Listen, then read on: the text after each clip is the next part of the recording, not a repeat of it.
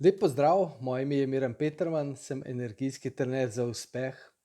Ženskam pomagam razumeti svojega moškega in partnerstvo bo ravno tako današnja tematika.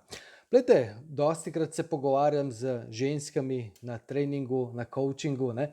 In recimo neka taka situacija je pač, ko mi ženske povejo, imam temperamentnega partnerja, včasih, ko grejo v trgovino, včasih, ko se neka situacija zgodi, potem odreagira, znori, povzdigne svoj glas in ne vem, pač karkoli že je in poskušam ga pomiriti, ampak stvari so samo še hujše, ne. Kaj torej narediti, če se vaš partner zjezi, razjezi, znori, karkoli se dogaja?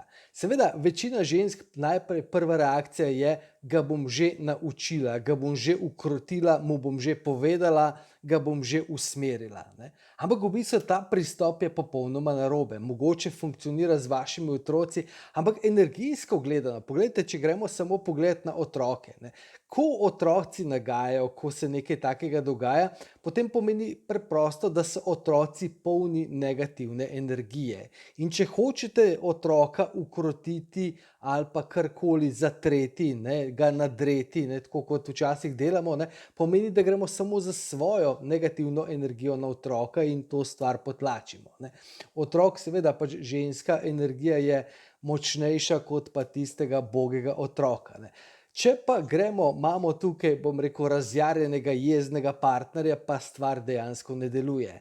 Ker dejansko tisto, kar se dogaja, partner je pač odrasel, ne bom rekel odrasel otrok, pač partner je odrasla oseba, je odgovoren, dejansko, če se v nekem trenutku ne zmore kontrolirati, zagotovo potem, ko zopet se umiri, ugotovi, da ni stvari naredil v redu.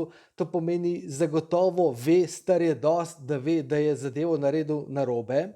In če v tistem trenutku, ko je partner poln jeze ali ko vzkipi, karkoli se že zgodi, potem nekaj mu rečete, daj no nehaj, pa daj se pomiri, ono, tretje. Edina stvar, ki se zgodi, je, da prilijete še nekaj dodatnega ognja in partner, ki je jezen na situacijo, pač seveda se on zaveda kasneje vsaj ali v tistem trenutku tudi, pa pač ne more iti preko sebe, da bi zadevo skontroliral, okej, in je jezen na neko situacijo ali na neko osebo ali karkoli in potem v trenutku, ko se vmešate še vi, kaj se zgodi?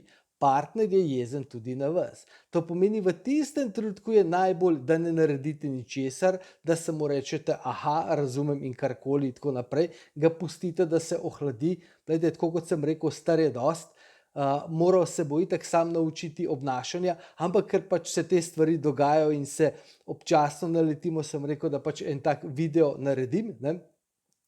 Tako da v bistvu in potem kasneje, ko je zadeva že ohlajena, lahko greste na neki nežen, spodbuden način in mu reče: "Glej, mogoče bi se midva lahko pogovorila, a si pripravljen, da se pogovoriva?" In tako naprej.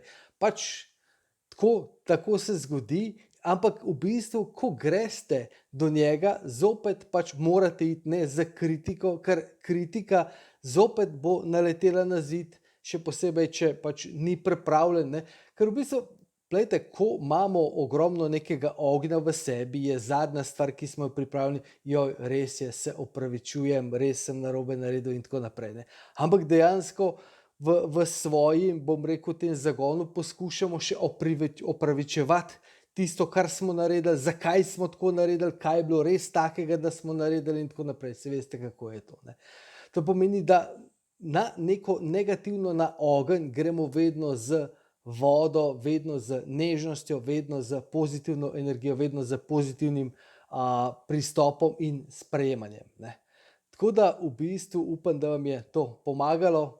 Če je vsaj enemu, ki poslušate, smo zadevo rešili. Želim vam en čudovit dan, bodite čudovite, sprejemate svoje partnerje, morate vedeti, moški smo kot medvedki, mehki, ampak samo treba je pritisniti na prave gumbe in ključ je v tem, da veste, kje ti gumbi so. Če tega ne veste, je pač boljše, da vprašate, kot pa da potestirate in da dejansko, bom rekel, tega medvedka razdražite.